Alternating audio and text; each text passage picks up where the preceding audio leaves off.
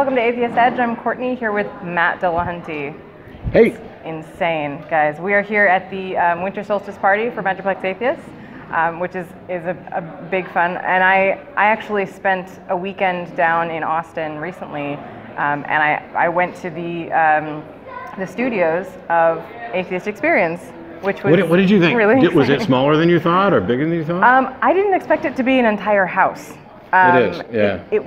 It's a kind of an epicenter, like a community that has an actual place to be, which is really cool. Yeah, they've done a good job because we set it up as the Free Thought Library, so there's a library there, there's actual books. Yes, yeah, it's a big library. But the studio's there, and now it's more of a community center. People are, it's open 7 days a week from 10 to 9. Yeah, I saw the hours, it's I used to say, I'm never there except when I'm on the show, but as it turns out, I'm there a little bit more now. Yeah, because we'll play games and eat and talk. Well, and there's sofas, and it's such a community center, and board games. Yep. Which was really cool.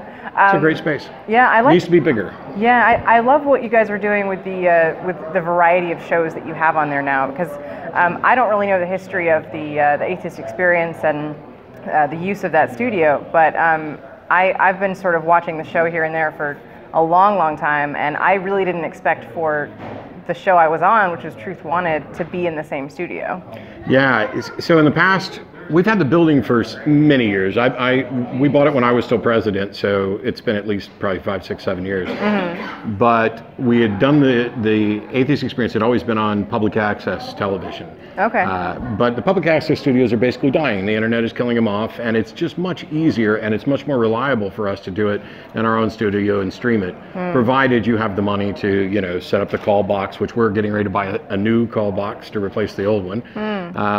But what happened was, after I was president, Jim was president, then Russell, and then Jamie took over along with some new blood, and there's a lot of enthusiasm going on there, and they were like, why can't we do more shows? And so we'd always had Atheist Experience and then nonprofits, and then Beth started Godless Bitches. Yeah. And then that went on hiatus, nonprofits went on hiatus, but they're back. Mm-hmm. And then the next thing you know, now we've got, I'm not even going to be able to name them all, but there's Secular Sexuality, Parenting Beyond Belief, Truth Wanted, Mr. Atheist, Preaching Humans. I don't know. I'm going to forget somebody and they're going to be mad. Yeah. But the nice thing is that it's more than just call in and argue with us. Now we're dealing with kind of more the whole person. Right. And they're actually, I'm so proud of the people that are working there that are doing this. I get no credit for any of this. I just show up and do the show.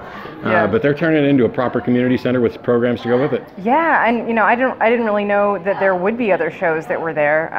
But I really enjoyed the Secular Sexuality. I haven't seen too much of it yet, but I actually was able to stay with Megan. She let me stay with her while I was down there, and it was just a really big blast to spend an entire weekend unexpectedly making friends with just people I had just met but felt like I knew them for a long time. Yeah, I'm more excited about what's going on with the ACA now than I have been in years or since I was involved all the time. Yeah. I love the new show. I was on Secular Sexuality just this past Thursday. Yeah, was that the pirate thing you talked about?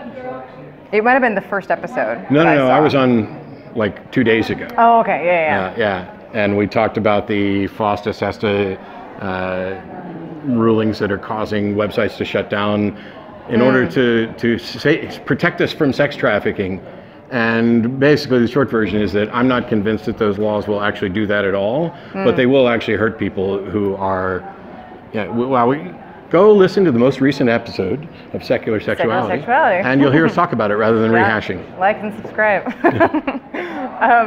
So I really liked the diversity of what they're doing, and then I think I watched Talk Heathen, I want to say, which I'm kind of curious what the difference is with that show, because it seems to be, I know Truth Wanted is about stepping outside of just talking about religion and sort of touching on multiple subjects and epistemology, and Atheist Experience, it seems to be sort of a educated response to the questions that believers have. Talk Heathen is very similar to Atheist Experience, except it has a completely, I've been on it a couple times, but by and large it has a different pool of hosts. So you get different voices, but also they're more interested in getting repeat calls so that they can have extended conversations with people over a long period of time. I don't mind if somebody calls in over and over, but I'd like to get as many new calls and as many new viewers as we possibly can. And so I love the fact that we're doing both shows, and they'll be on Atheist Experience. I've been on their show. Yeah. So what has made Atheist Experience such a long success? It's been around for a very long time, and there's such a following of it. I have a number of thoughts, but the big thing was it's been on for 20 years. Yeah. I've been hosting it for almost 15. It'll be 15 here in a couple months, I think. Something like that. What ended up happening is we existed when YouTube started taking off, and we started posting content, and we started streaming very early.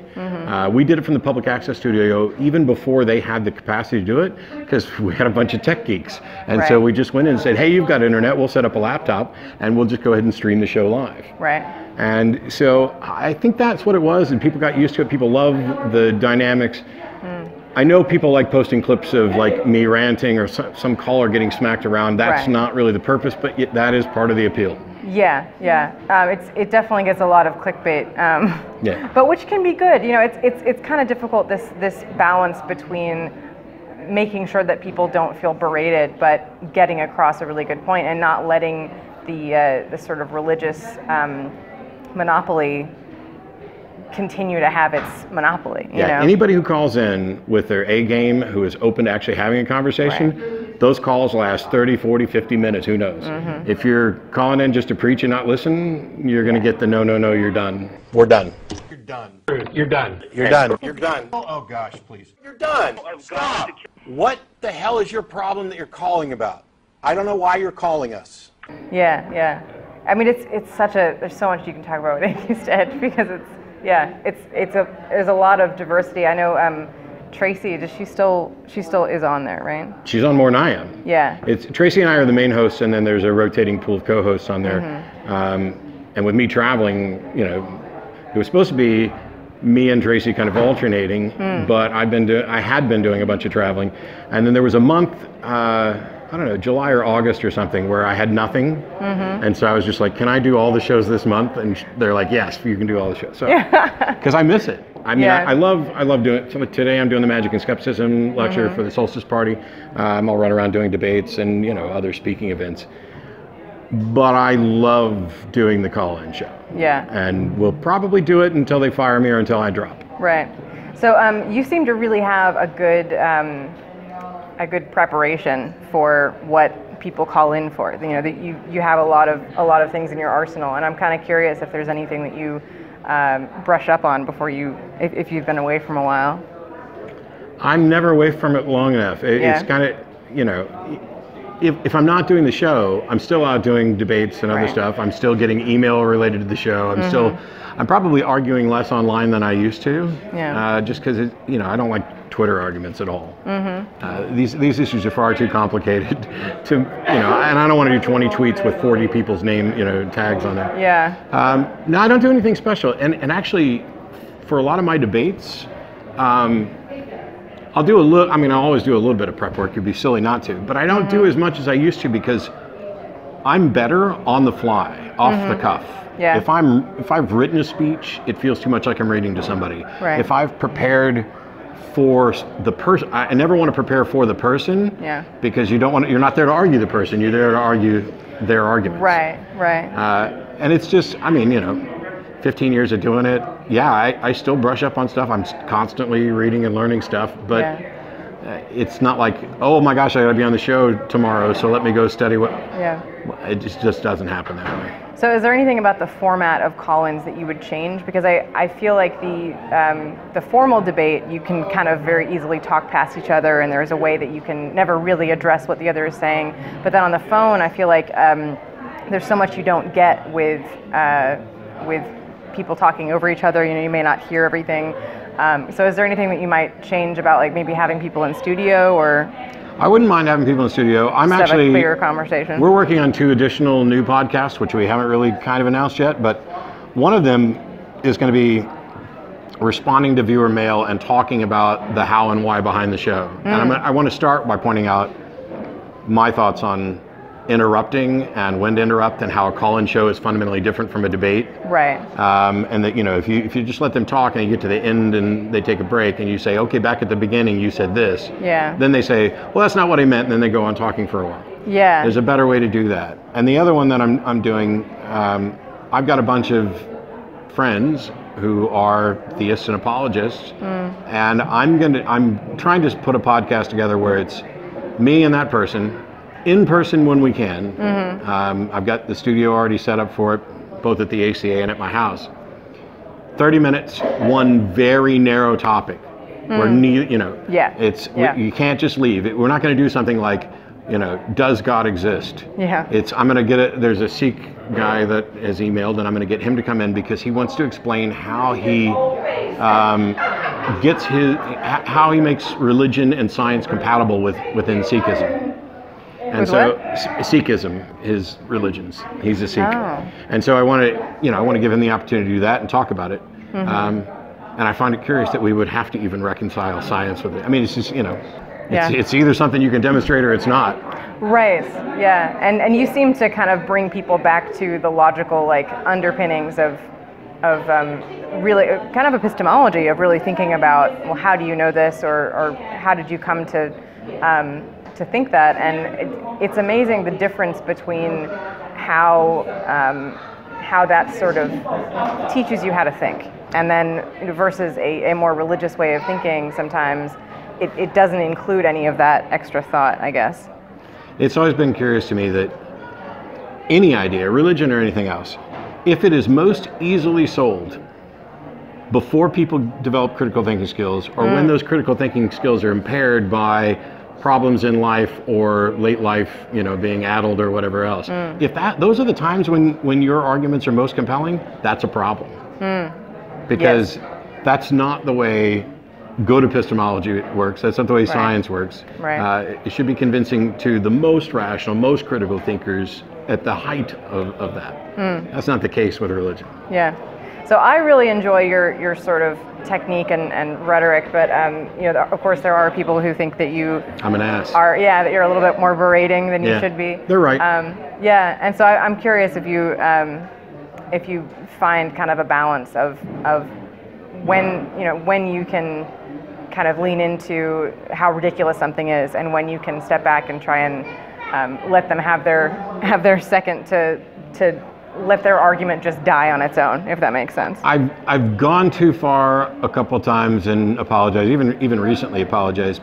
By and large, though, I am who I am, and if somebody else wants to sit there for 15 years taking the same calls, and see whether or not they don't go off on occasion. Yeah.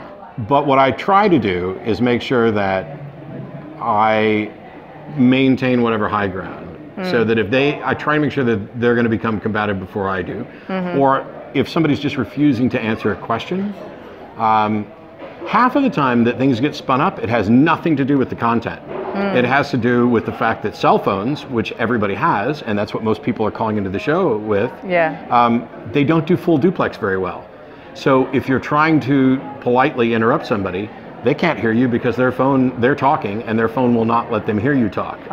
Or not very good at it. Interesting. That causes probably, and we've got the best phone system we can, it's just I can't do something about somebody's cell service or the way their phone works. Right. But yeah. It's one of the reasons why I'm happy that there are other shows. There's plenty of different ways to do something. I'm never going to say Matt's way is the right way, because I screw it up as much as anybody. But by and large, I read feedback that we get. And if the feedback, I learned early on, you're never going to please everybody. Right. And so as long as there's a mix of like positive and negative feedback, I'm pretty okay with it. Right. And if somebody makes a good case that you really screwed up when you did this, you can convince me and I'll fix it. Yeah. The argument wins the day, right? Well, I've been really excited to meet you multiple times. I've met you multiple times just at like different events. I think the first time I saw you was at Aposticon like 3 years ago. But yeah, so we really appreciate what you do, and I really appreciate the influence you have on critical thinking and teaching people how to actually know why they think what they think, which is really amazing. Well, thank you. I appreciate being appreciated. Yes. So thank you so much for stopping by, and thanks for coming to our solstice party. Anytime. Yeah. Atheist Edge. Walking the edge of what some consider offensive. But your feelings don't matter here. Only facts. Edgy commentary on the dangers of doctrine, the foibles of faith, the bullshit of belief, the stupidity of superstition, and the idiocy of indoctrination. With razor-sharp wit, curiosity, and critical thought, we take an unblinking look at today's religions. We are Atheist Edge.